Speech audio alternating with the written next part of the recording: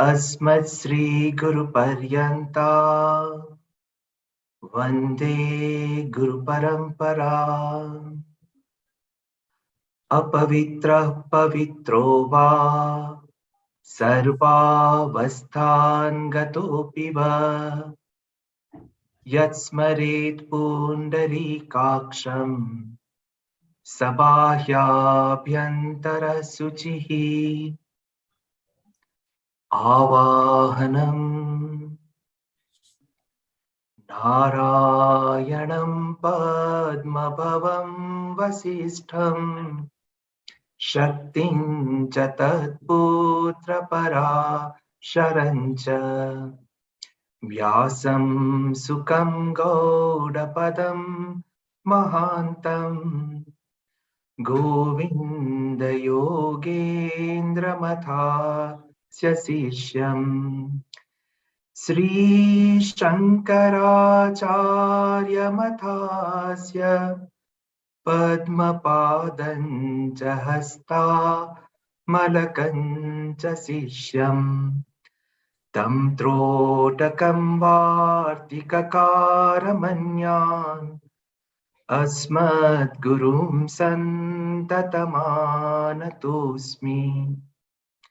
श्रुतिस्मृतिपुराणानाम् आलयं करुणालयं नमामि भगवत्पादं शङ्करं लोकशङ्करम्। शङ्करं शङ्कराचार्यं केशवं बादरायणम् सूत्रभास्य कृतो वन्दे भगवन्तो पुनः पुनः। यद्वारि निखिलानिलिम्पपरिषत् सिद्धिं विदत्ते निशम् श्रीमत्श्रीलसितं जगद्गुरुपदं नत्वात्मतृप्तिं गताः। लोकाज्ञानपयोदपाटनतुरं श्रीशङ्करं शर्मदं ब्रह्मानन्दसरस्वतीं गुरुवरं ध्यायामि ज्योतिर्मयम्। आवाहनं समर्पयामि श्रीगुरुचरणकमलेभ्यो नमः। आसनं समर्पयामि श्रीगुरुचरणकमलेभ्यो नमः। स्नानं समर्पयामि श्रीगुरुचरणकमलेभ्यो नमः। वस्त्रं समर्पयामि श्रीगुरुचरणकमलेभ्यो नमः। चन्दनं समर्पयामि श्रीगुरुचरणकमलेभ्यो नमः। अक्षतां समर्पयामि श्रीगुरुचरणकमलेभ्यो नमः। पुष्पं समर्पयामि श्रीगुरुचरणकमलेभ्यो नमः। धूपं समर्पयामि श्रीगुरुचरणकमलेभ्यो नमः। दीपं समर्पयामि श्रीगुरुचरणकमलेभ्यो नमः। आचमनीयं समर्पयामि श्रीगुरुचरणकमलेभ्यो नमः। नैवेद्यं समर्पयामि श्रीगुरुचरणकमलेभ्यो नमः। आचमनीयं समर्पयामि श्रीगुरुचरणकमलेभ्यो नमः। ताम्बूलं समर्पयामि श्रीगुरुचरणकमलेभ्यो नमः। श्रीफलं समर्पयामि श्रीगुरुचरणकमलेभ्यो नमः। आरार्तिक्यम् कर्पूरगौरं करुणावतारम् संसारसारं भुजगेन्द्रहारम् सदा वसन्तं हृदयारविन्दे भवं भवानी सहितं नमामि। आरार्तिक्यं समर्पयामि श्रीगुरुचरणकमलेभ्यो नमः। आचमनीयं समर्पयामि श्रीगुरुचरणकमलेभ्यो नमः। पुष्पाञ्जलि। गुरुर्ब्रह्मा गुरुर्विष्णु गुरुर्देवो महेश्वरः गुरुर्साक्षात् परं ब्रह्म तस्मै श्री गुरवे नमः। अखण्डमण्डलाकारम् व्याप्तं येन चराचरम् तत्पदं दर्शितं येन तस्मै श्री गुरवे नमः। श्री ब्रह्मानन्दं परमसुखदं केवलं ज्ञानमूर्तिं विश्वातीतं गगनसदृशं तत्त्वमस्यादिलक्ष्यम् एकं नित्यं विमलमचलं सर्वधी साक्षिभूतं भावातीतं त्रिगुणसहितं सद्गुरुं तं नमामि। अज्ञानतिमिरान्धस्य ज्ञानाञ्जनशलाकया चक्षुरुन्मीलितं येन तस्मै श्री गुरवे नमः। पुष्पाञ्जलिं समर्पयामि श्री गुरुचरणकमलेभ्यो नमः।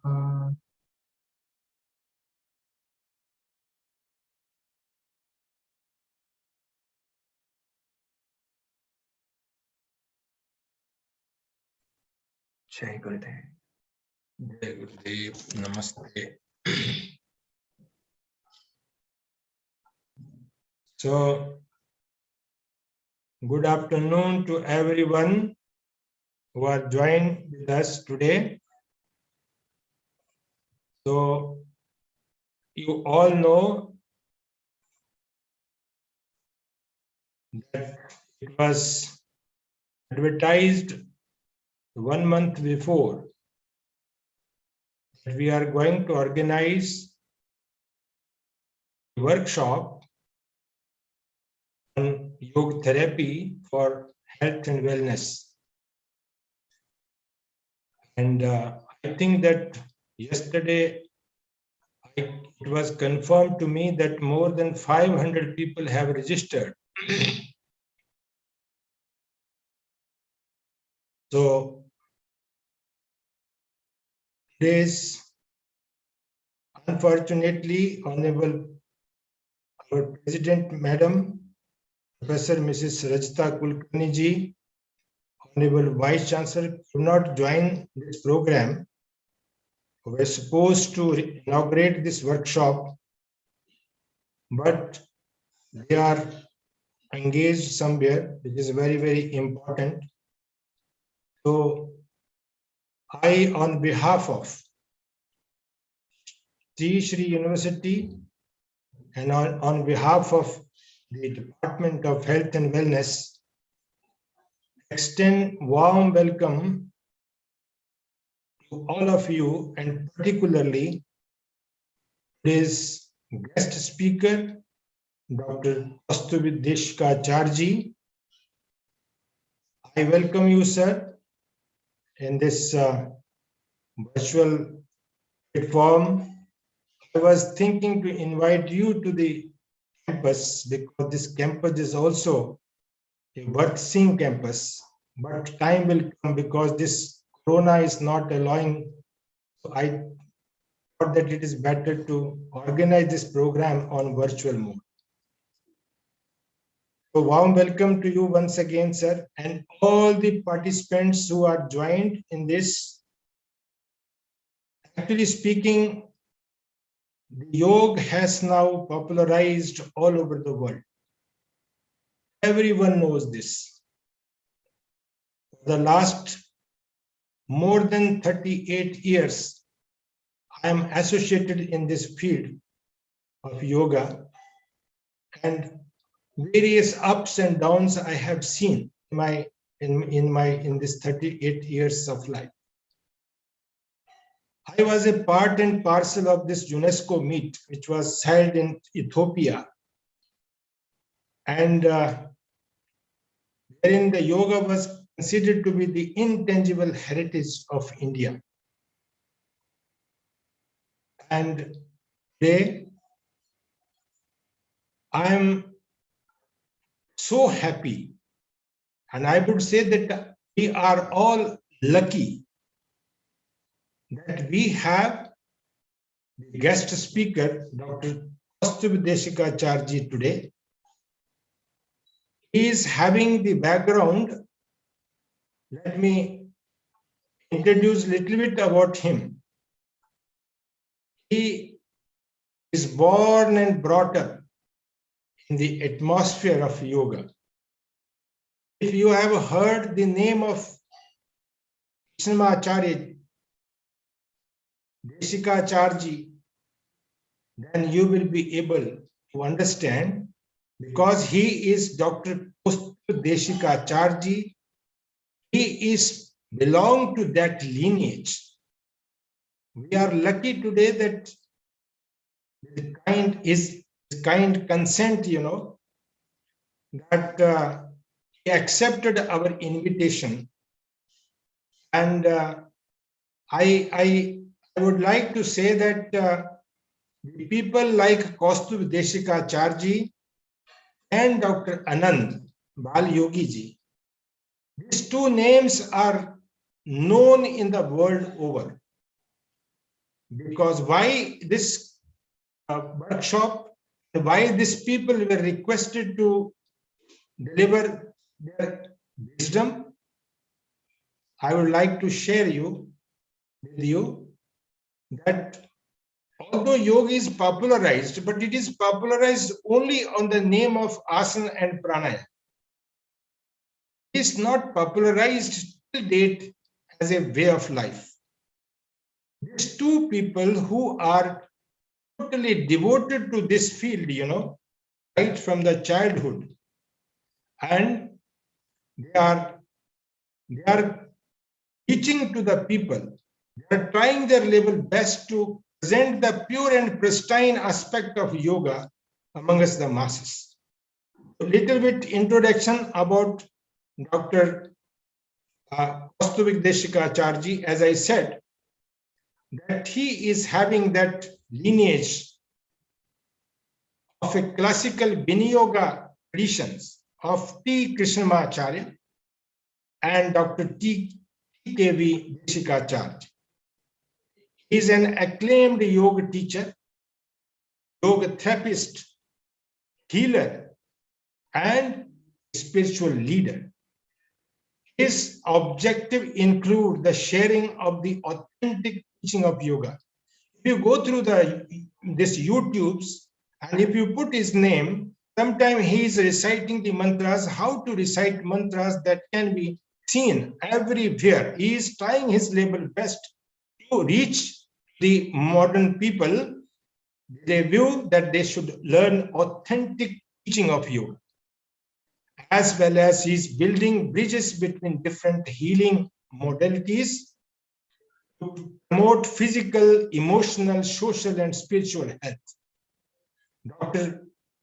Kastubdeshikacharji began studying yoga when he was about 9 years old. As I said, he is born and brought up in the atmosphere of this yoga. Under the guidance of his father, K.V. Deshikachar, and started teaching at the age of 13. He started teaching at the age of 13. I'm repeating this, repeated this sentence 2 times because he is teaching since he was 13 years old.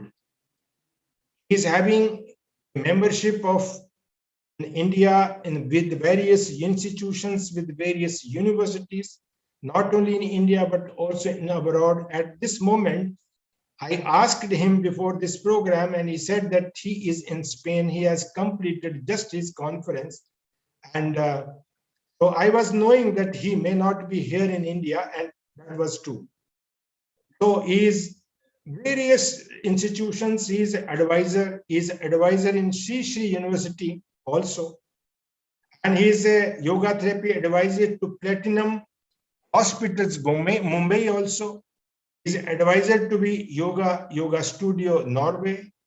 Various, there is a long list, is a long list. Let me tell you that after completing his dual master's degree from renowned Birla Institution of Technology and Science, Bilani, he committed himself to becoming a full-time student and teacher of yoga. Later on 2011, he concluded his doctoral studies from psychology department at the University of Madras, where his topic of the research was effect of individualized yoga training on quality of life. That was and it is a very famous what you call this thesis, and he has also published this. He has published so many books, numerous books and articles, and you can go through. It is a big. I will share his biodata with you all. I do not take much time. I do not want to come in between you and Dr. Deshikacharji, but few things, as I said, that he has also authored and co-authored numerous books on yoga. I would like to quote a few. Heart of Asanas, a comprehensive manual on classical yoga postures, and a biography on the grandfather, his grandfather T. Krishnamacharya, called Yoga of the Yogi. There are so many achievements, so many awards. It is not time because I would not come in between. I once again welcome you all and request Dr. Kastubdeshikacharji to take over. Thank you very much once again and welcome you once again. Thank you. Dr. Kastubdeshikacharji. Namaste and Shri Guru Bhyo Namaha.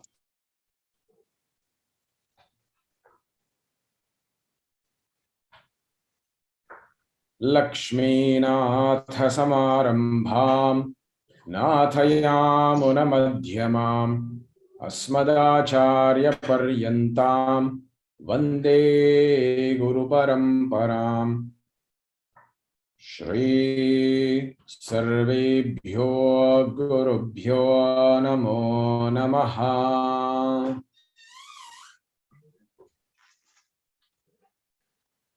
Namaste, namaskar to all of you, and I am so privileged to be here.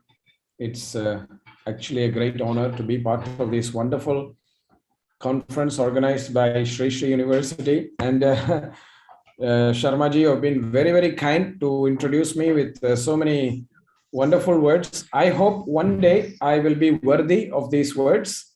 I'm in progress. I hope one day I will be worthy of all this. And actually, I want to say that the beautiful start we had today with the chanting from Mr. Kalpesh was so touching. Oh, my heart, it was so much from his heart with so much devotion and love. He was chanting. So thank you so much. And that's a very auspicious beginning. I think Sharmaji said many wonderful things about me, so I don't want to say anything more about myself. But what I would like to say is I am really, really committed to the teaching of traditional yoga.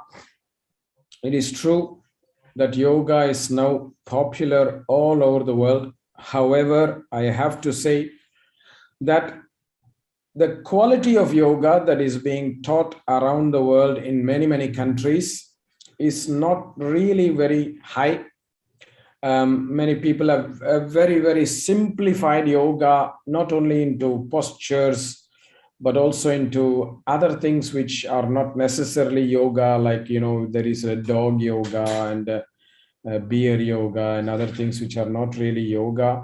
But that is why we as Indians and as traditional representatives of this, as Sharmaji said, intangible heritage, we have to protect yoga as much as possible so that its respect is maintained in the hearts of people for so many more centuries. We are lucky we have received it in a pure and pristine form from our teachers in the past, and we must therefore honor them by continuing to teach it in a pure and pristine form to our students and successors, so that this tradition continues with the greatest respect in the hearts of every person in the world. So that is what I wanted to say before beginning our topic. I am wondering if I'm able to share my screen. Let me see. I think it's possible. Okay. So, dear friends, I don't know if you see my screen. Yes, we can. So, today, since we are on the topic of yoga as a therapy, I would like to title this topic, The Heart of Viniyoga, Developing a Personal Yoga Therapy Practice. Because in yoga tradition, yoga, especially yoga chikitsa, is a individual, personal practice, just like medicine. If you go to a doctor, the doctor will consult you privately, one-to-one. He will not, or he or she will not consult you with a group of patients and give the same treatment to all. The same way, yoga is like that. And that is why I want to call it as a personal yoga therapy practice. And we need to slowly understand the history of yoga. Yoga originated in India in the pre-Vedic period, because we believe that Hiranyagarbha, the first god, was the creator of yoga. And then yoga was actually mentioned in many Vedic texts. Taittiriya Upanishad talks about this, Katha Upanishad talks about this. But these are Upanishads which came in the Vedic period. But there were only mentions of yoga here and there in the old Upanishads. And then people could not understand truly what is the philosophy of yoga. That is when we have the great Maharishi Patanjali, who synthesized the yoga philosophy as a yoga darshana and presented it through a wonderful, wonderful text that is called the Yoga Sutra, Patanjala Yoga Sutrani, which is considered to be the ultimate, most important reference for yoga teachings. And then came many further yoga Upanishads like Yoga Chudamani Upanishads, Yoga Kundali Upanishad, etc., Dhyana Bindu Upanishad, etc., that came a little bit after Patanjali's Yoga Sutra. So we have some yoga Upanishads as well, which is wonderful and fantastic, because yoga was a very, very important darshana in the Indian Vedic tradition.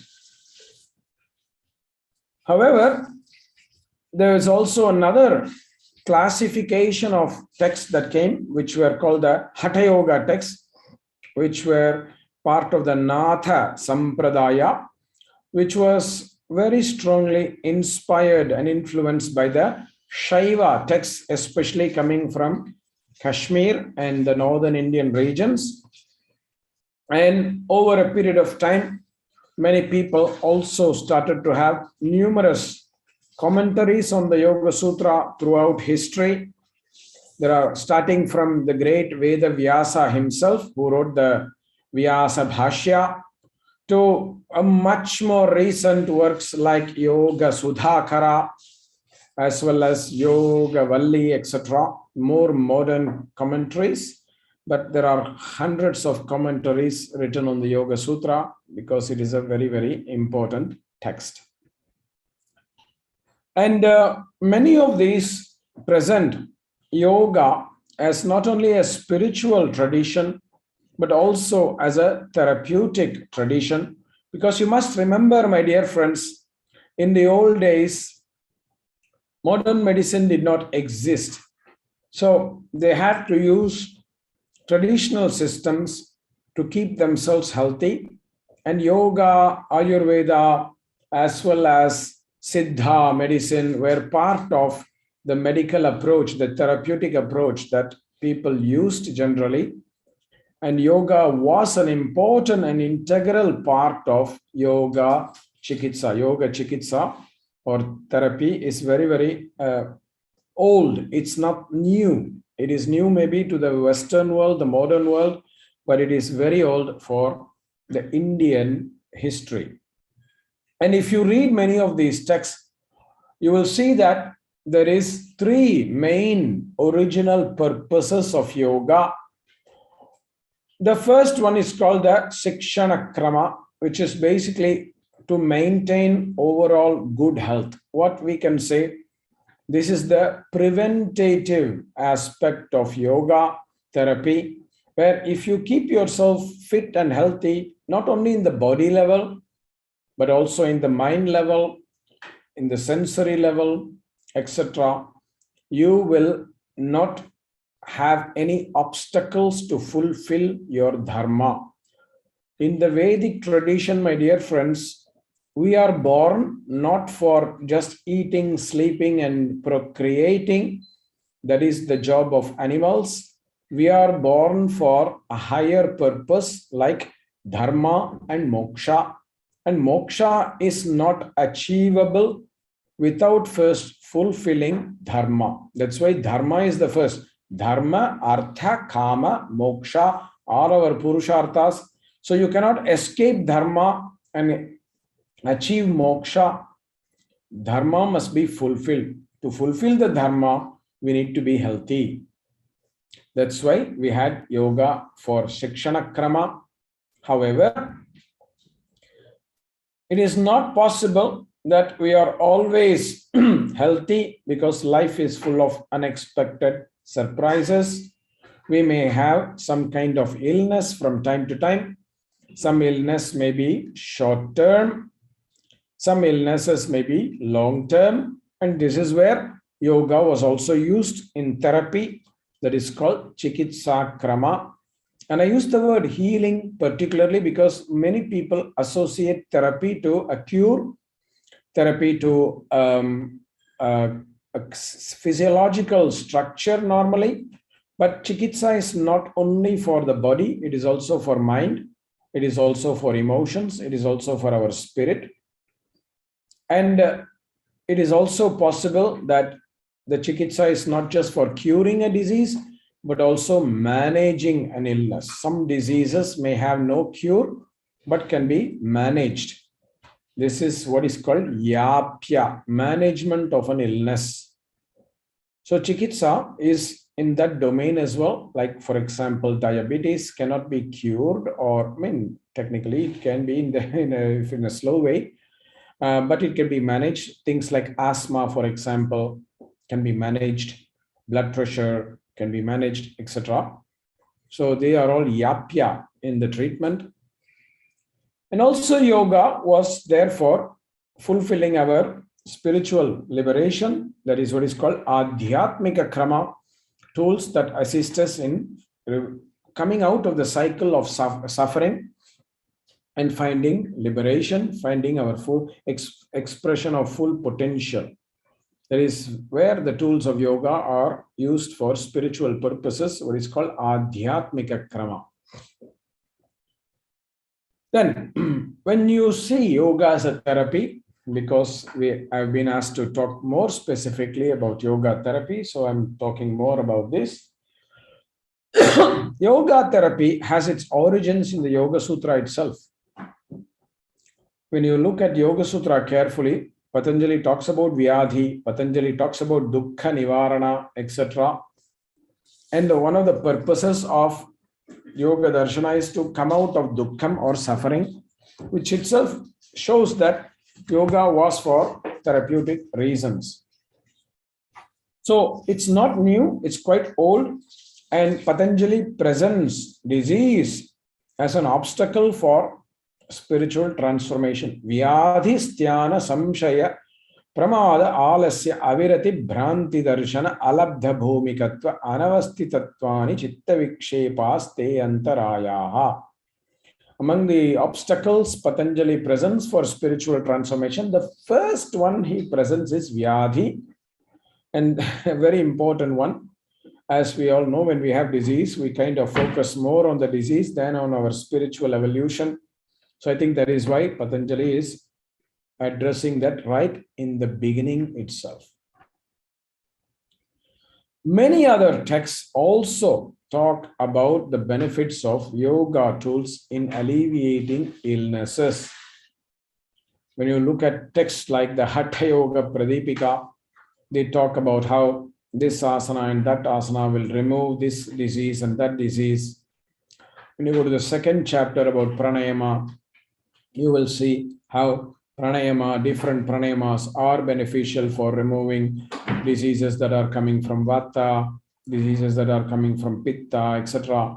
So pranayama is also useful in yoga therapy. When you go to the third chapter on the mudras, again, at the end of description of every mudra, there is a presentation of how each of these mudras are beneficial for removal of certain diseases, etc. And if you go to the fourth chapter on Nadhanusandhana, again, there is benefits of the technique in alleviating various diseases. When you go to other texts like Shiva Samhita, Yoga Rahasya, all of them talk about the benefits of the angas of yoga, yogangas, in alleviating many, many illnesses. So the documentation of yoga as a therapy exists for many, many years, my dear friends. Many, many years.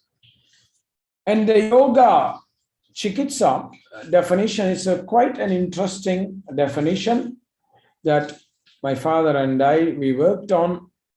And we defined yoga therapy as an individualized, self-empowering process where the care seeker, which means the patient, with the help of the yoga therapist, who is the chikitsaka, implements a personalized and evolving yoga practice. That means it's not just one practice that will cure a disease. We have to build a series of practices. And we'll explore this in a moment. That addresses disease in a multi-dimensional manner so that the suffering is alleviated in a progressive, non-invasive, and complementary manner. And this is very important, complementary, because in my experience, what I have seen is that there is not one therapeutic system that can cure all our problems, or even one of the problems, not one system can address. And therefore, it is important that we function together with other systems. When we take yoga therapy for our health, it does not mean that we should quit other systems of health. If you are going to a doctor who gives you some medicines, you can take that as well. We never ask people to stop taking their medicines. Depending on the nature of illness, yoga therapy can be sometimes preventative, sometimes curative, but also, as I said earlier, can also be used for managing an illness or facilitating the healing of a person in all levels. Sometimes when we have a physical disease, it doesn't affect our physical problem only, also it affects our emotions and mind. So we need to heal that as well, not just remove the physical problem.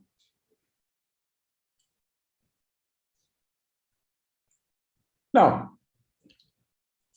in Yoga Darshana, disease is presented as a disharmony or imbalance between the different layers that we have, like the Annamaya, Pranamaya, Manomaya, Vijnanamaya, and Anandamaya, or the three doshas, Vata, Pitta, or Kapha, or as Vyasa says, Dhatu Rasa Karana Vaishamyam, the imbalance of dhatus, which is the fundamental support system of the body, Karana, Rasa, the fluids in the body, and Karanas, the sensory faculties of the body.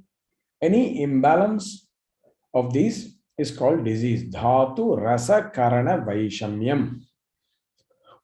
Health is the opposite, the balance of all of these, either the balance of the Panchamaya or the balance of the three doshas, the balance of Dhatu, Rasa, and Karana, so that we can fulfill our dharma, our swadharma. That is what we call as the true potential. We can fulfill our swadharma. It's very, very important, my dear friends, because people can ask, why do we need health? The reason for health is that we fulfill our dharma. This is a very, very important concept. For us, health is not just absence of disease, but health is the fulfillment of one's potential. To give you a metaphor, if you take a plant, for example, let's say you have a tomato plant. Now, the plant may not have any disease, but if it does not give any tomatoes, that means it is not fulfilling its potential. Therefore, it's not healthy. The same way, we all have a dharma. Somebody may be a musician as a dharma. Somebody may be a teacher. Somebody may be a sculptor. Somebody may be an artist. Somebody may be a healer. We have to fulfill that dharma. Otherwise, we are not healthy. So health is not just absence of disease, but also the fulfillment of our full and true potential. In the tradition of Viniyoga that I belong to, that my grandfather and father taught me, we consider a few aspects of yoga therapy. The first is that it is a self-empowering process. This is what I can tell you, my dear friends, is the greatest strength of yoga therapy as well as its greatest challenge. Self-empowering process means the person has to take full responsibility for their own healing. I cannot do asana so that my patient becomes better. They have to do the asana. I cannot do pranayama so that my student feels better. No, they have to do the pranayama. I cannot do mantra or dhyana so that somebody else feels better. They have to do it. That is the greatest strength, because the moment somebody takes responsibility for their healing, the healing already starts. However, this is the greatest challenge because many people who are unable to self-empower themselves cannot benefit from yoga therapy. For example, somebody in a state of coma cannot engage with yoga therapy because they cannot empower themselves. So this is the first and most important aspect. The second important aspect is that yoga therapy is holistic and multidimensional in its approach. In the yoga and Ayurveda tradition, disease is not only affecting one layer of our system, but it addresses different layers of our system. And we need to understand the holistic nature of the disease. For example, somebody may have obesity and depression. It does not mean that they are not connected.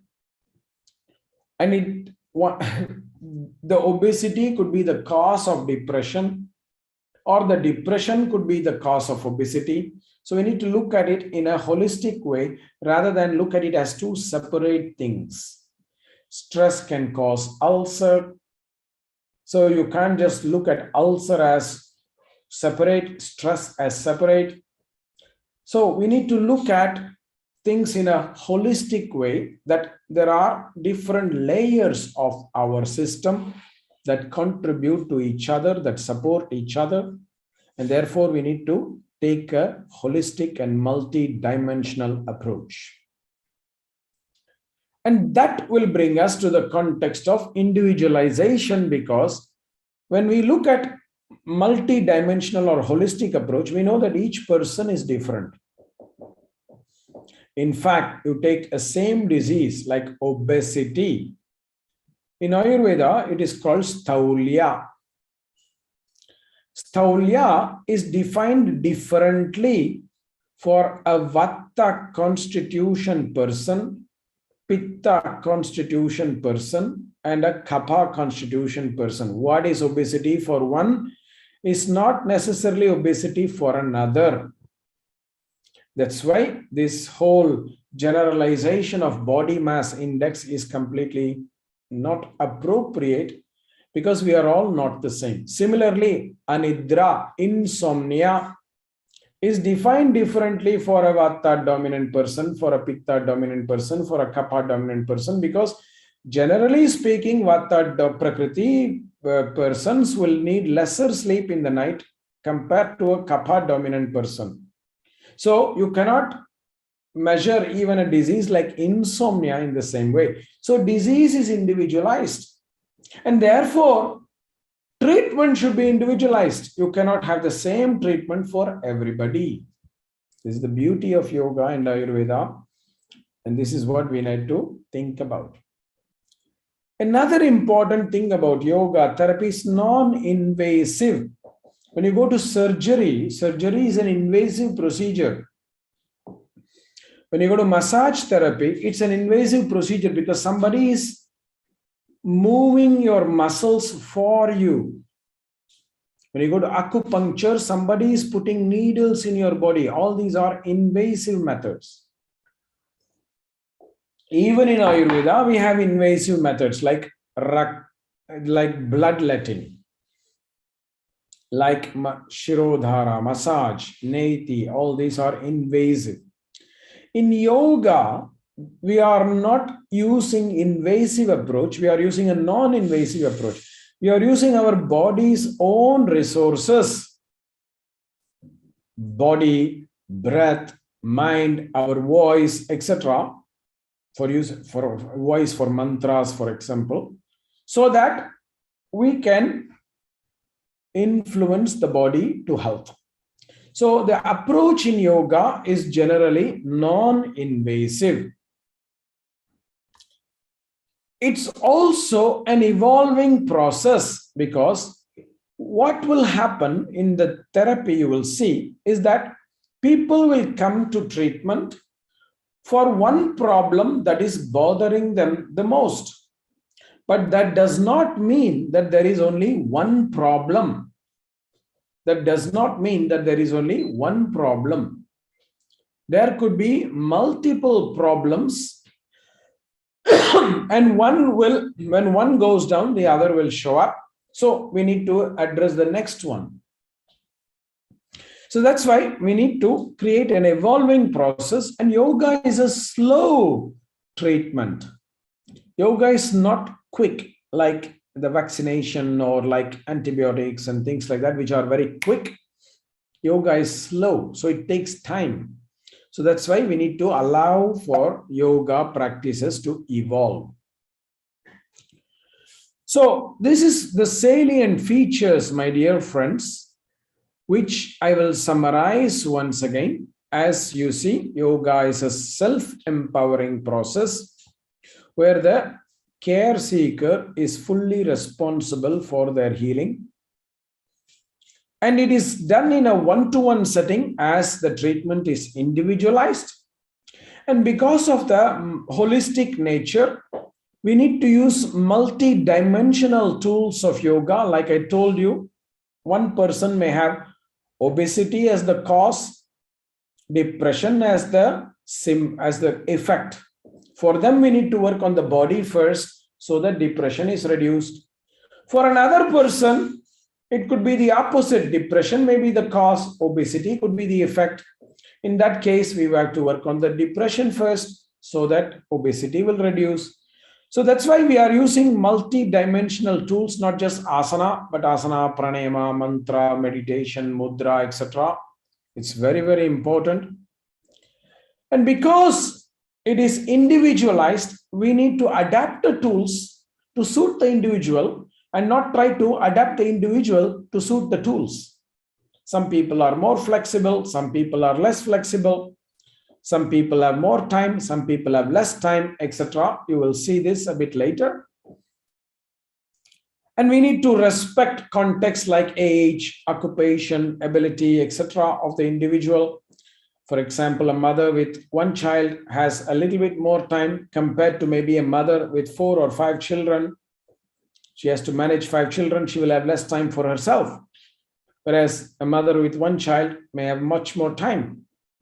An elderly person may have physical limitations in the body because as we age, the body becomes a bit more stiff. As we age, the immune system becomes much more weaker. So even the same disease will take longer for an elderly person when compared to a young person to heal. So we need to consider context like that. And that's why also we need to think about yoga as individualized and context sensitive.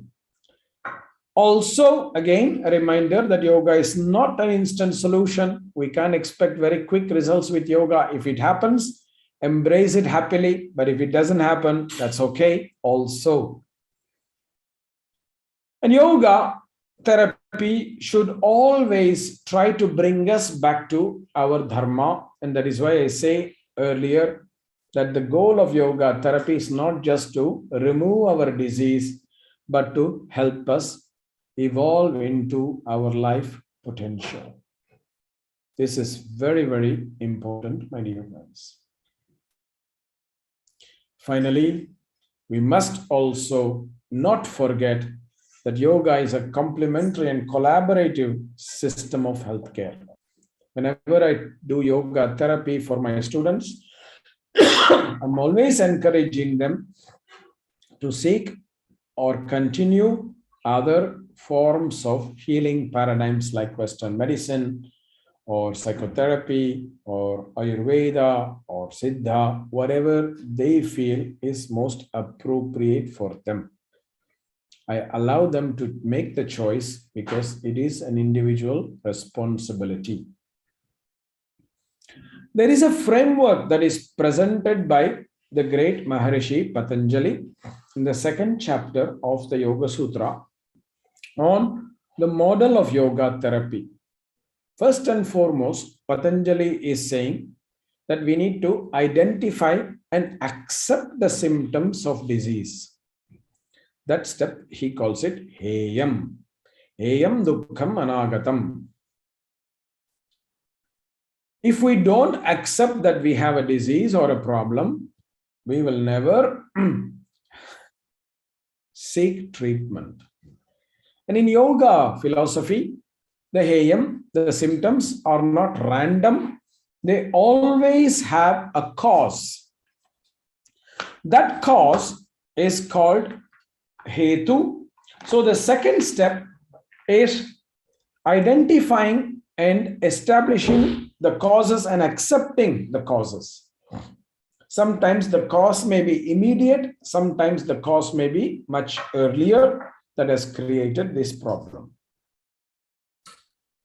Then we need to fix a reasonable goal, short-term goal as well as a long-term goal, so that we can create the steps towards healing.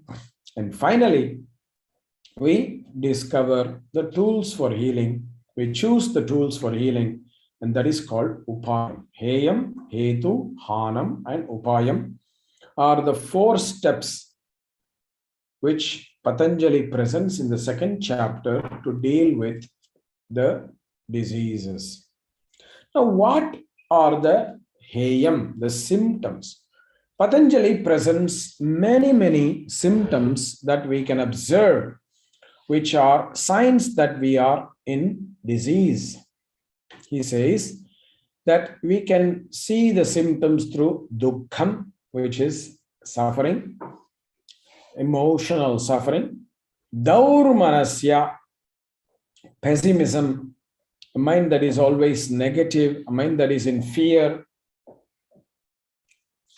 That's a sign of not good health.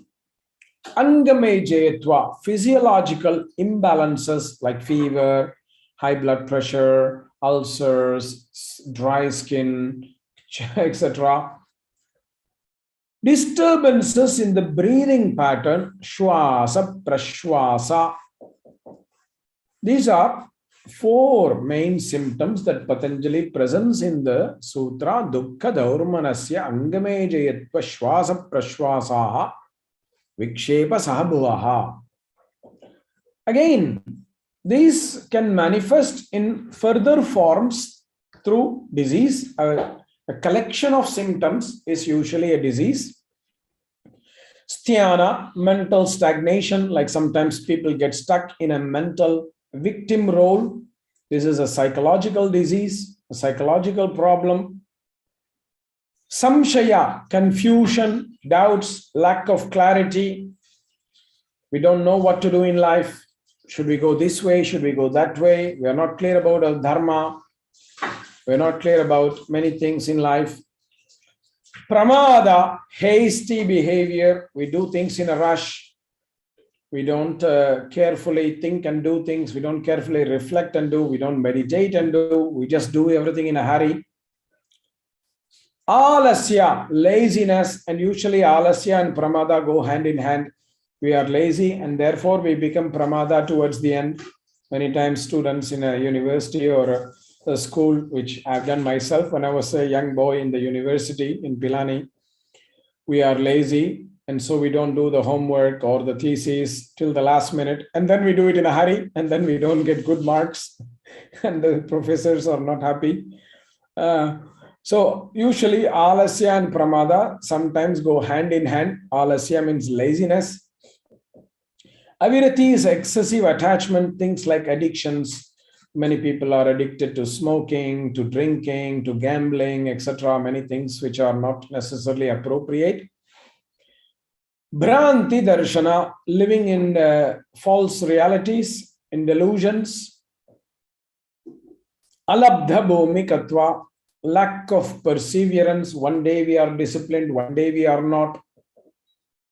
Anavasti tattva, regression. We reach the goal, but we cannot maintain it. Many people, for example, they want to reach a goal of, oh, I want to lose 5 kgs. So they go on a diet, they go jogging, they go walking. Then they lose the 5 kg, but they cannot sustain it. They start eating once again. They stop walking once again. They stop exercising. Immediately they gain weight. And this happens in many other contexts as well, not just weight loss, but also like blood pressure and things like that. People have targets. Once they achieve it, they cannot sustain it. That is also a sign of illness. The causes that are presented in the Yoga Sutra are also many. We have what is called the 5 kleshas, avidya, lack of knowledge, the non-knowledge. We don't know things clearly, therefore we don't make proper choices. Asmita, ego, we identify with some things and therefore we make inappropriate choices as well. Raga, excessive desire and attachment because of the desire. Dvesha, aversion or hatred to things. Abhinivesha, fear. Fear prevents us from doing what is appropriate many times.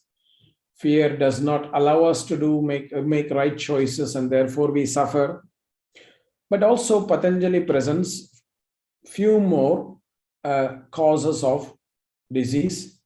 Parinama, changes. Seasons change, we have disease. Like Dr. Sharma was saying, I am not in India now, I'm in Spain. When I left India, the temperature in Chennai, southern city where I live, was 30 degrees.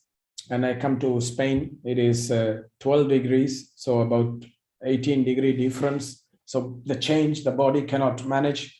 So for a few days, I have a cold and a cough. This is parinama. Tapa, expectations. We all have expectations of ourselves, of others, but it is not always fulfilled. And this also creates some psychological diseases, especially.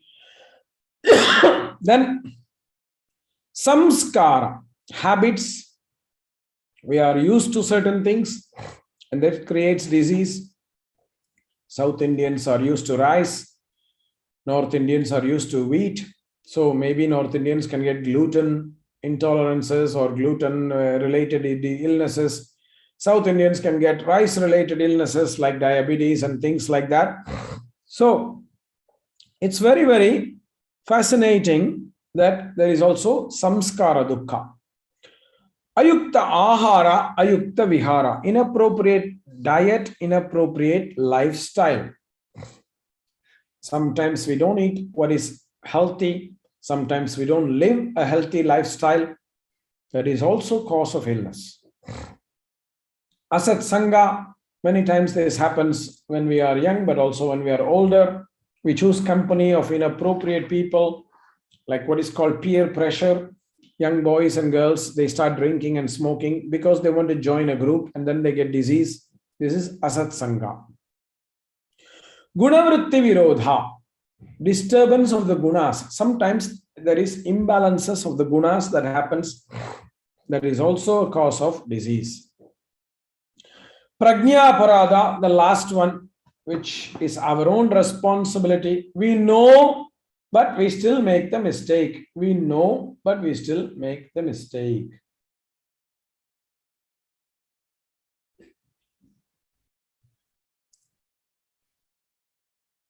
Like we all know that smoking is dangerous, but many people still smoke anyway. This is prajna aparadha. We all know that sugar is bad for diabetes, but we still eat sugar, and that is the problem. Prajna aparadha. Even though we have prajna, we still commit the sin, aparadha. The goal, Patanjali presents the goal as the following. Sukham. We need emotional wellness. Saumanasya, a positive and pleasant mind. Angasthairia, physiological balance. Dirgha, sukshma, prana, long and smooth breathing. Samatva, equanimity. Swastha, overall good health. And that's why we need the means to achieve this. And that's why I told you, my dear friends, Patanjali is giving us a multi-dimensional approach to practice, where he is giving us Ashtanga Yoga that can evolve into further many tools.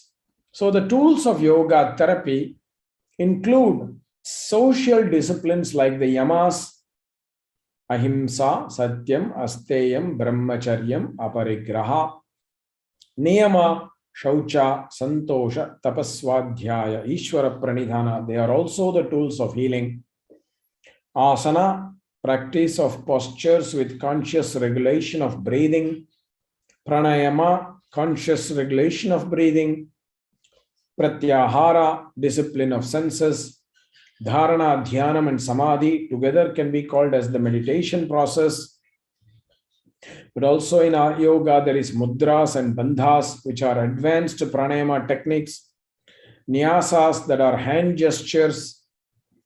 Mantra japa, recitation of mantras. Swadhyaya, self-inquiry. And also diet and lifestyle. Ahara niyama, vihara niyama, appropriate lifestyle choices, appropriate dietary choices. All of them are tools of healing, my dear friends. In yoga, it is not out of yoga. All these are part of yoga. And that's what we need to communicate to the world. Now, how to choose which tools we need to use for a person when they have illness? Parameters to consider is the prakriti of a person, the natural prakriti of a person, and the prakriti in the modified state, that is called the vikriti. Usually disease is considered a vikriti of prakriti. Then vasanas, what kind of impressions that we are inheriting from our childhood, from our ancestors, because that is also influencing our illness and our relationship to illness. Then kala, what time we are living in, whether it is summer season, winter season, etc. Time of the day that we have got to practice. For certain illnesses, practices are better in the morning time. For certain illnesses, practices are better in the night time. Like insomnia, for example, it's better to practice in the night time. So the practice can help us to go to sleep. Whereas certain other diseases, it is better to practice in the morning time. Desha, where we are living, different places also has different influences on us. I recently read in the newspaper online that now Delhi is very, very polluted. So if you ask people to do long and deep inhalation and exhalation there, it is actually not healthy because we are asking them to breathe the pollution. Whereas the same in some very pristine place in the Himalayas will not be the problem because it's much more cleaner there. Vayaha, age of a person. Vritti, the occupation of a person, because occupation also leaves certain impressions in us. Shakti, the physical, mental, emotional, energetic capacity of a person. All these we need to consider, as well as marga, which is our dharma, marga, the path of our dharma, which is also what we need to consider. Where yoga therapy can assist, my dear friends, are domains like musculoskeletal disorders, illnesses, where we have some problems in the musculoskeletal regions. Respiratory illnesses, lifestyle-related illnesses like diabetes, for example, hypertension, cardiac problems, which come from bad lifestyle choices, stress-related disorders. There are so many of these.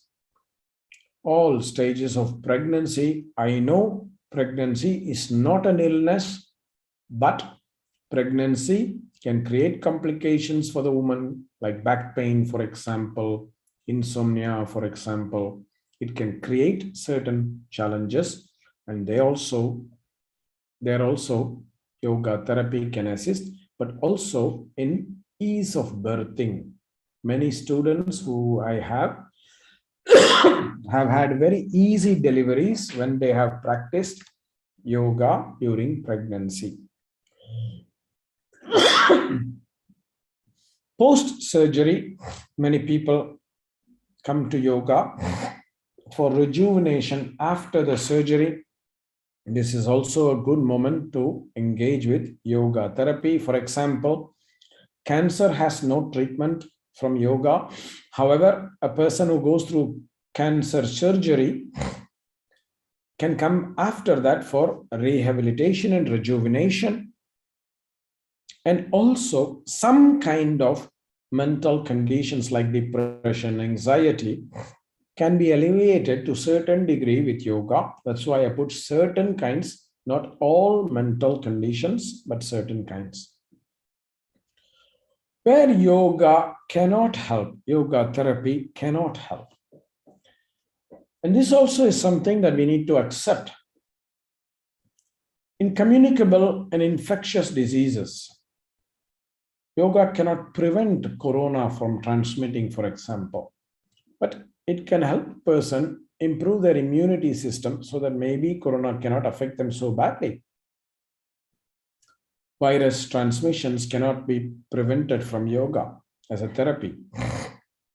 It also cannot help in life-threatening illnesses like cancer, HIV, AIDS, for example. However, we can always help them later, especially in cancer, to rejuvenate. In HIV, AIDS patients, we can help them to improve their quality of life, but not necessarily remove their illness.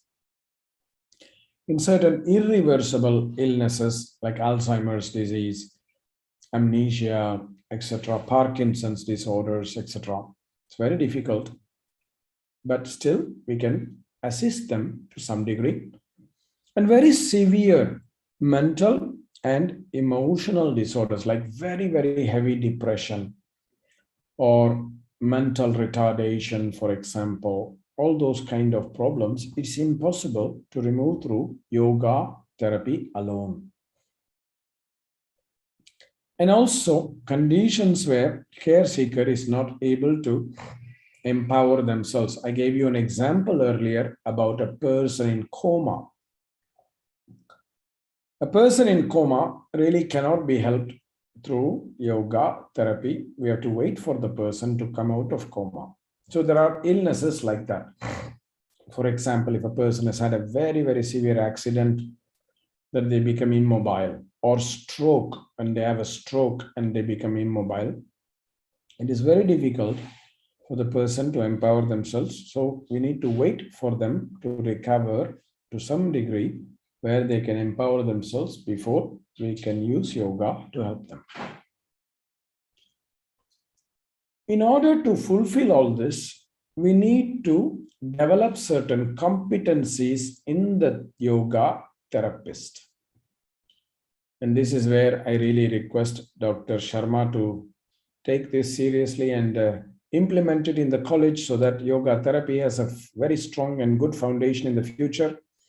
And I'm very, very happy to offer any help of any kind to fulfill this vision. A very strong, thorough knowledge of yoga therapy and foundations need to be understood by the yoga therapist. And this is important to understand from yoga's point of view. Please understand, my dear friends, that yoga tools are based on yoga science, not medical science. Medical science did not exist in the time of Patanjali. And so Patanjali did not create asana, pranayama, mantra, mudra, etc. based on modern science. So we need to understand yoga through yoga's understanding of the body, as well as traditional allied sciences such as Ayurveda, because yoga and Ayurveda share common foundation in understanding diseases. Yoga and Ayurveda understand the diagnosis of the disease in the same way, but the treatment, what we call nidana, is the treatment is different, not nidana, the upaya is different.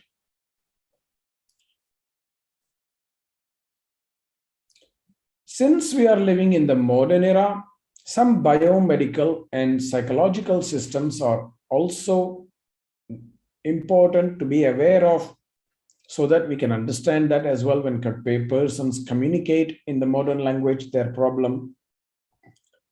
But we don't need to function like a doctor, because that's not our job. That's the doctor's job. And the same way, a doctor should not function like a yoga therapist, because that is not their job. That is our job. For this, we also need very good skills in observing the person, because observation is an important aspect of understanding the illness and identifying what treatment lines are best. That's why observation skills are very important. And then teaching and therapeutic skills. How to teach the techniques of yoga is an important way. Just doing the techniques of yoga is not going to guarantee you to be a good teacher of yoga. You also need to have teaching skills and therapeutic skills, which means how you will communicate that to a person in suffering. How you will communicate the teaching to a person in suffering. Teaching techniques of asana and pranayama to a healthy person is different from teaching the same technique to a sick person, because the body is not going to cooperate the same way. And that is where the application of yoga therapy is very important, because same tools can be used in many different contexts differently. Also, we need the person to have research-minded documentation skills, because we are living in an era where research is very important. And therefore, research-minded documentation is very important, because that will create more credibility for yoga. And finally, we need to have frameworks of professional practice of the yoga therapy. What we can do, what we cannot do, where we can teach, where we cannot teach, etc. This is what we call as professional practice. But there is a lot of challenges that are confronting yoga therapy today.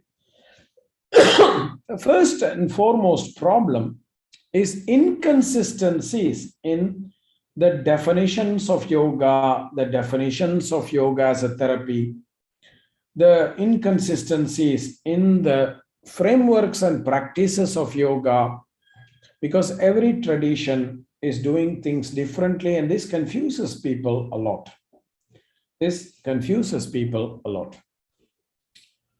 Also, as I said, there are a lot of problems because there is lack of serious long-term educational programs in yoga therapy. When we go to a doctor, we will not be comfortable going to a doctor who has only 500 hours of training or even 1,000 hours of training. A medical certification program is about 5 years, which includes another 6 months of internship, at least in a hospital. And that will give you basically an MBBS. And many times we want to go to an MD, which means it requires another few years of study. So a doctor goes through a long-term study, and the same thing we should do for yoga therapy as well. So that is another problem which we are facing in the field of yoga therapy. There is a lacking in long-term educational programs, and I think that is where Sri University can be so helpful by developing a long-term yoga therapy program of a very high educational standard. I really hope this will happen. This is my prayer. This is my wish, so that we can bring respect to yoga and yoga therapy around the world. Because now yoga therapy is viewed with a lot of skepticism. Not even yoga therapy, but even yoga is viewed with a lot of skepticism. I have just now, in the last 5 weeks, I've been posting one YouTube video after the other about why yoga is not taken seriously by the common man around the world. My dear friends, I travel all over the world. Yoga is a popular word, But people look at it with skepticism and fear and doubts, not with respect and pride. And there are reasons for that. And this is what I'm exploring through these videos. Please take a look at it.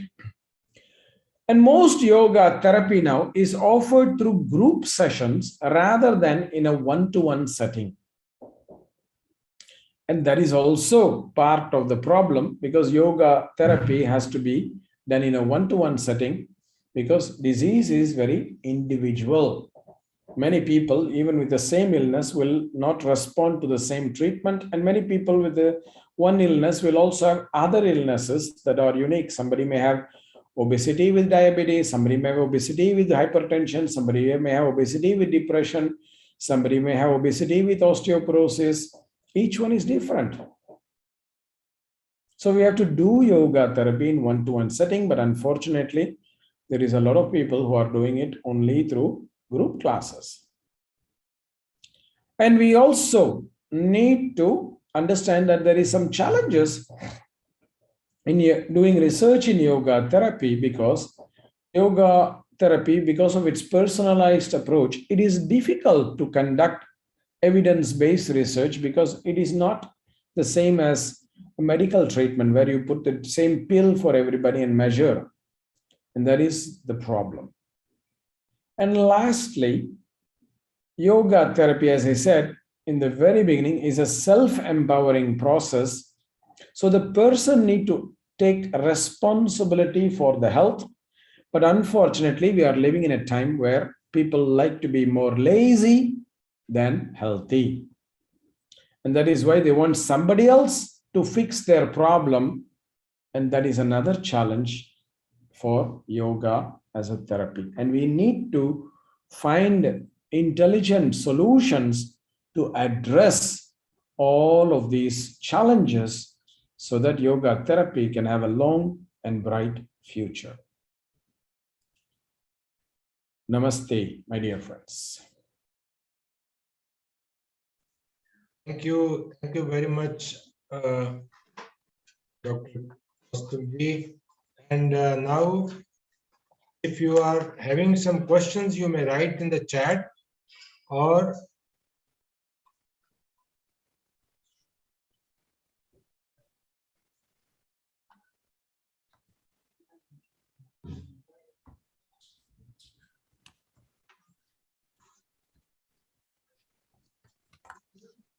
so they can convey us.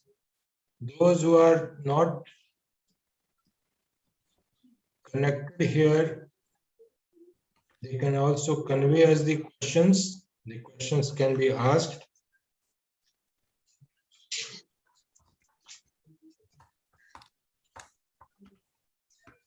All are requested to write your questions on the chat. You can also share my YouTube channel to people. Yes, that can be done. That can be done.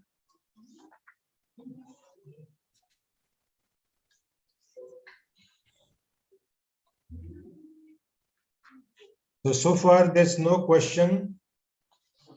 But just to summarize, I am very, very thankful to Dr. Desikacharji. In the beginning of his talk, beautifully he has enumerated the history of yoga, from where pre-Vedic period to the present era. And beautifully the purpose of yoga. Nowadays, beautifully he has said, he has divided this purpose in 3 parts. The Shikshan Krama, which is related to the health, and unless you have health, you will not be able to justify your dharma. Beautifully, it is said in Kumar Sambhava also, the view to support his thought, Sharir Madhyam Kal Dharma Sadhanam. If you don't have a healthy body, you will not be able to follow your duties properly. Therefore, beautifully, the first purpose is to keep ourselves healthy. And health is not that diseaseless state. He has beautifully said that. The second is the chikitsa krama, that is the healing part. We are endowed with an ability that if our functions are in balance, psychophysiological functions are in balance, so automatically the healing takes place. At the same time, those who are interested can write their questions on the chat, and you can ask him how to handle the inconsistencies among the yoga schools in India. This is the question for you, Dr. Kaustubh Deshikacharya. How to handle the inconsistencies among the yoga schools in India? I think this is a very, very excellent question. And I think we are already trying to do that through the Indian Yoga Association, which is a wonderful body which has been created to bring the diverse traditions of yoga to a common platform, to a round table, and discuss all these issues of differences in the tradition. And we are trying to create a system where we have an overall scope of what is yoga and how to practice it, etc. That is not only consistent to all the traditions, but also honors the differences in the traditions. I think this is very important. Diversity should not be looked at as a weakness. Actually, diversity should be looked at as a strength. If you look at India, we are such a diverse country with so many diverse languages, so many diverse cultures, so many diverse religions, and so many diverse thought processes. And I think what we need to figure out is a way for that diversity to actually come together in a unified way. And that is the key. That is the key. And we are working on it. And I am sure in time this will happen. There are wonderfully mature minds that are there who are working together. And I am very happy to say that this is in process and it will happen. What is missing is in the outside of the India. This unity is actually not there because the yoga has become a very, very commercial and business oriented system, and that is making people to look at each other as competition rather than as a community. And that is what needs to change. The different traditions need to start looking at each other as a community, as a family, rather than as competition. That's the only solution. Very well said, Dr. Kaustubh, for this. There is another question. Can yoga therapy be used for a person with hernia? Can brain cells regenerate through yoga?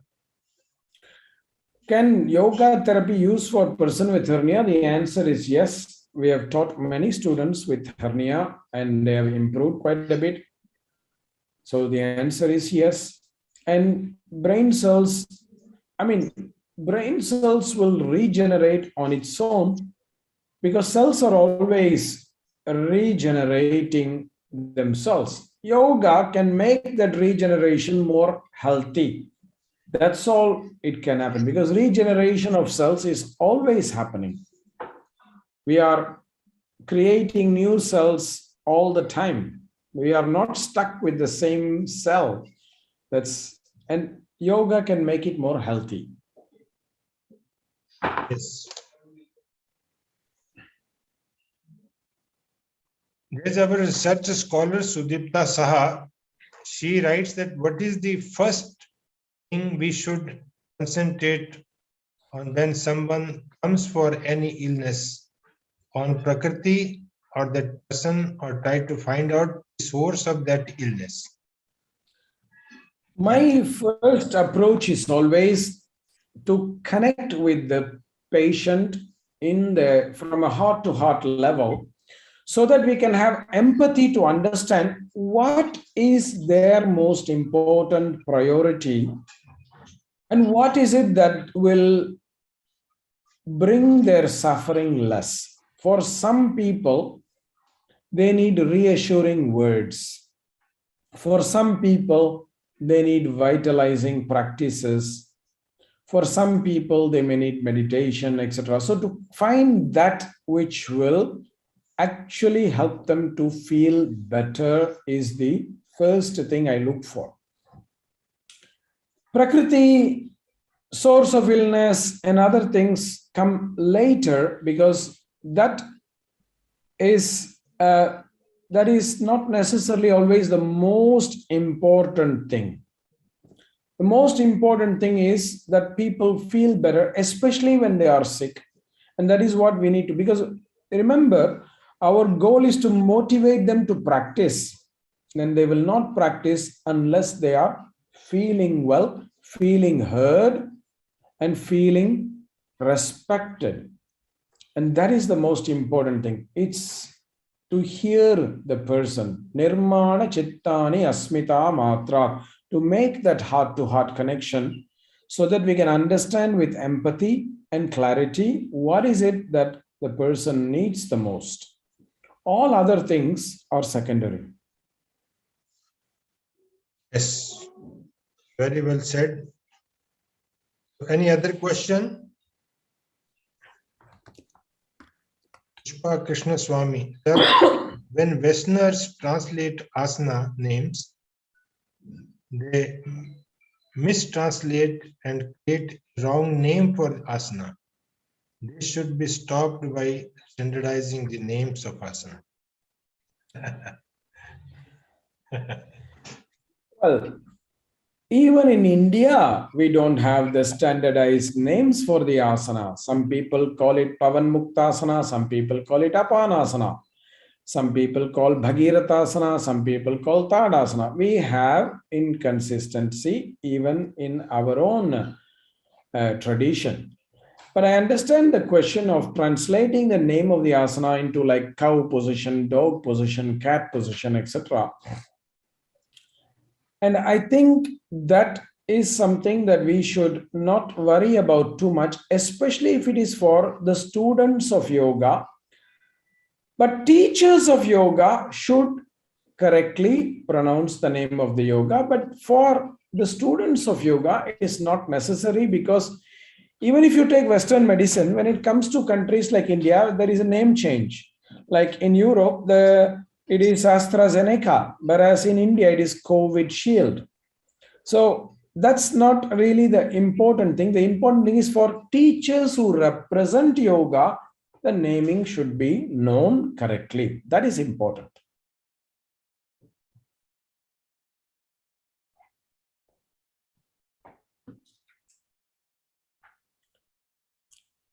Sharmaji, we cannot hear you. Can you go through the chat, please? It is how a senior citizen like Alzheimer patients can start practicing yoga, as it is very new to him or her. I don't understand. Here, we always, when we are dealing with people with Alzheimer's, we are always engaging a family member to help them practice the yoga. So we teach the techniques to the family members who will help them to practice it on a daily basis. Because it's very important, because the Alzheimer's disease may make the person forget the illness, forget the technique. So we ask the help of the family members. This is the best way.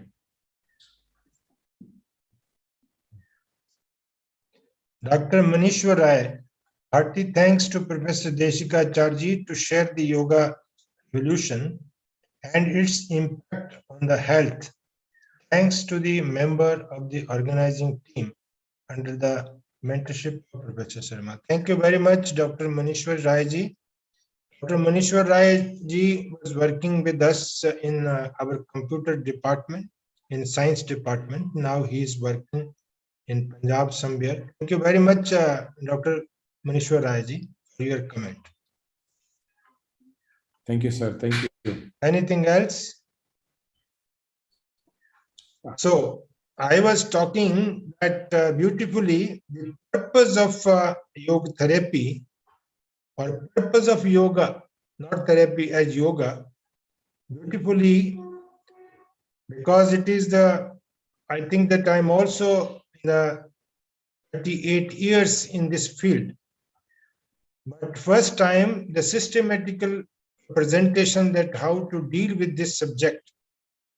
For example, this Shikshan Krama that we have already discussed, that the body is very, very important. Without body, we cannot do justify our role in life. Therefore, it is a very important aspect. So, Shikshan Krama that we have already discussed with, he has rightly said that all this Dharmartha, Kama, Moksha, all these Purusharthas can be achieved only with the help of this good health if we have. Now, second one, he said, purpose, Chikitsa Kram. It is a part and parcel of this, because when there is a balance, automatically the healing takes place. And thereafter, he said that the Adhyatmik Karma, that is the spirituality. So this is the wonderful enumeration given by Dr. Deshika Acharya. Thereafter, he talked about the yoga therapy as a therapeutical system.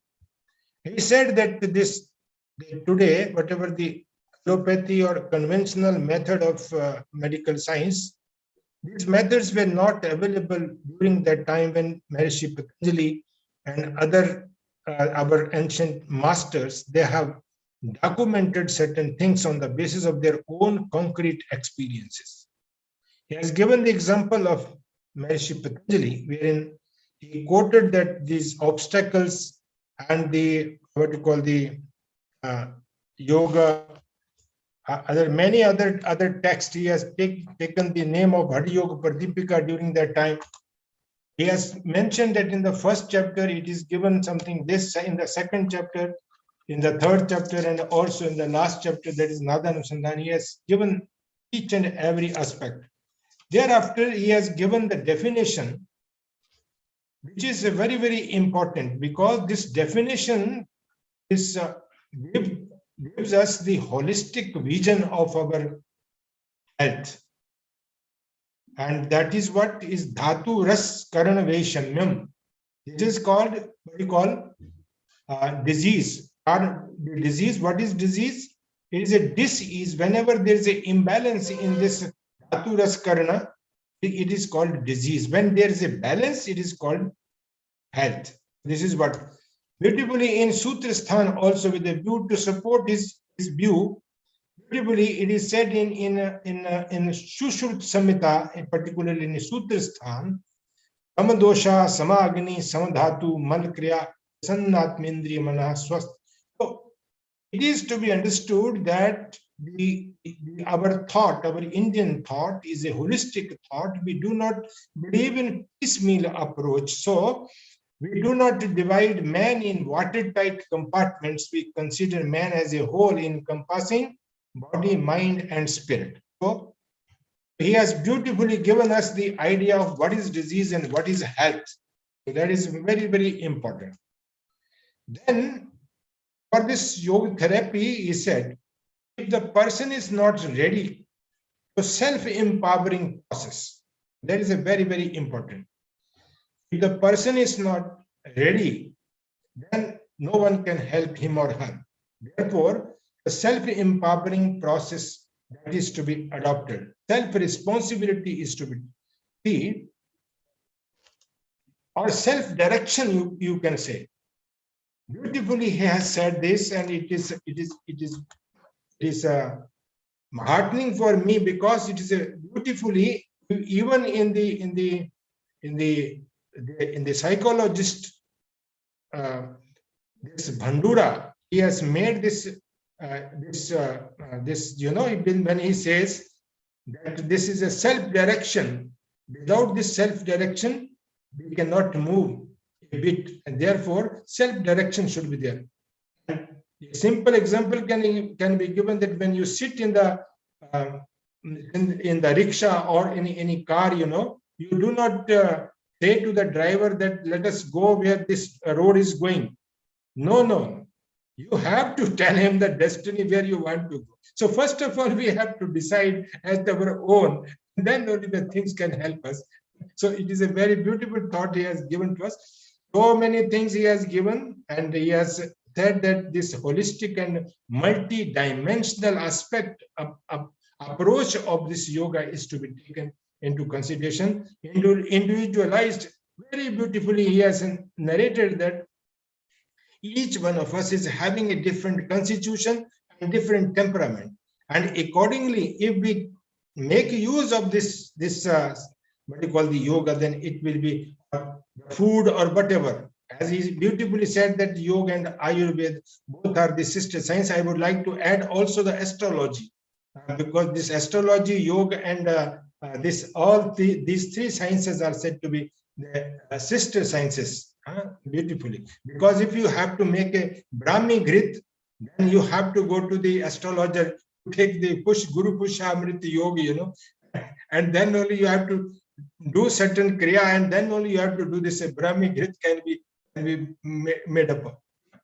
Otherwise, so there are so many beautifully new things also, and whatever he said, beautifully, Heyam, Hetu, Han, and Upaya, she was talking about in terms of Patanjali. At the same time, we can think over it that this is very much, it was prevalent during the initial thoughts when our Indian philosophers, they started thinking about this. Even Mahatma Buddha, he is talking about Four Noble Truths. This Four Noble Truths is nothing but this is Heyam, Hetu, Han, and Hanopaya, which is narrated by Desikacharji here. And he has given you the causes, the symptom first. On the basis of the symptom, you have to go to the roots of the problem. And wherein he has mentioned about the kleshas, and there he has also mentioned about the parinama, that when he left India, the temperature was this much, and when he reached there, it was 12, and he was caught by the cough and cold. So this is also a parinama. Change is there also. Samskaras, and also ayukta ahara, ayukta vihara, satsanga, not satsanga, asatsanga. Beautifully he has mentioned this, all these vritti virodha, and ultimately the pragya prada. Pragya prada, it is a aparad. We are mistaking something. Knowingly, when we are mistaking, then it's called pragya prada. Then he has given us the tools also. He said about the Ashtanga Yoga, and he has detailed information he has given to us about this. And then beautifully he said this Prakriti and Vikriti, Prakriti and Vikriti. This is what is to be. So if we go in accordance with this Prakriti, then there will be no Vikriti, there will be no disease. We have to follow, we have to go in accordance with the constitution. Prakriti here in the sense of constitution. Some of us are having Vat Prakriti, some of us having Prakriti, and that is to be followed. Again, he said that there is a Vasana, there is a time, it is very, very important. Seasonal aspect in Ayurveda, the Ritucharya, it is a very, very important. So accordingly, we have to. And Desh also, place also is very, very important. Age is also very important. Shakti also, this is a very capacity, we have to understand our own capacity. Thereafter, he has talked about the whole systems, all these systems, and at what stage what can help us. That is what where yoga can help. And some of the, as in Vishishta, Yoga Vishishta, some of the problems, they are said to be Anadija and some of them said Adija. So some of the problem, he said that infectious diseases, but we can, with the help of our, we pick up this lifestyle of yoga, then we can at least improve our immune system and we can get benefited. There are so many things which cannot be overcome. Say, for example, he has given so many examples. I would like to add one more example, that if there's a hole in the heart, when the child comes out of the womb, he is having the hole in the heart. Yoga cannot, we have our own limitation. So yoga therapists should also know their own limitation. They should not, indirectly, he is telling us that we should not go for the tall claiming that we can do this and that. We have to understand our own limitations also. And also the yoga competencies, which is very, very important, and whatever he has advised us, being an advisor, I will try my level best to meet his expectations in the Sri Sri University, that will try our level best to implement this aspect, definitely. So many things he has discussed, and I think that to summarize, it is a bit difficult for me also, but I think that from the core of my heart, I would like to thank Dr. Kaustubji for accepting my invitation. Without, when I called him, he immediately said yes, So for that, really speaking, and thanks for your this pulse of wisdom with regard to the yoga therapy. I would like to request now Pratibha Shri, Dr. Pratibha Shri, to propose a vote of thanks. Dr. Pratibha Shri. Thank you, sir. Namaste. Honorable guest speaker of the occasion, Dr. Kaustubh Desikarji, Chief Executive Officer, Vinyas Yoga. Respected Professor Dr. B.R. Sarma, sir, Executive Registrar, Head and Dean, Faculty of Health and Wellness, and all faculties of the Faculty of Health and Wellness, as well as the dear participants.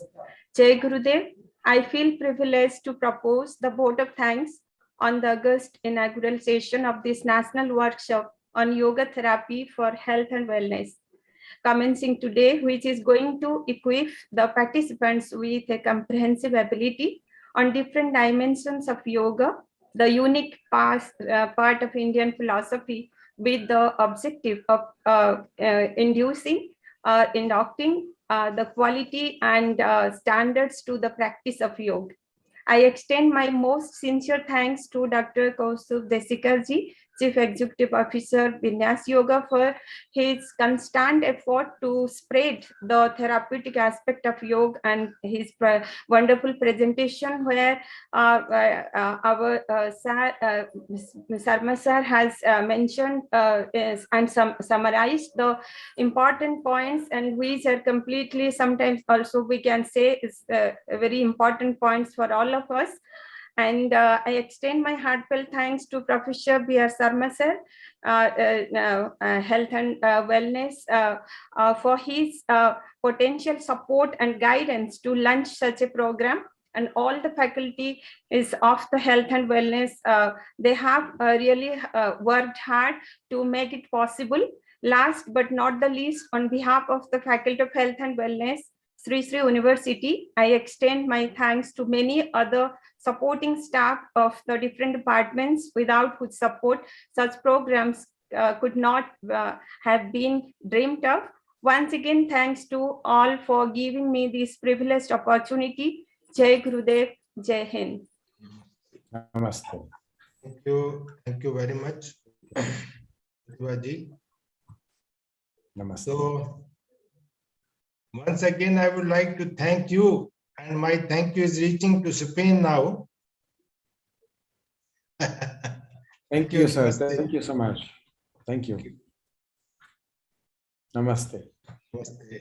Namaste. And not only this workshop, now I am planning that time and again I am going to give you trouble. And I hope that because you are an advisor of the department, so now we have started, now initiated. So advisors, they have to complete their advices. All of us. I am very grateful that you will trouble me in this kind of trouble. Namaste. Thank you very much. Namaste. Namaste. Jai Gurudev.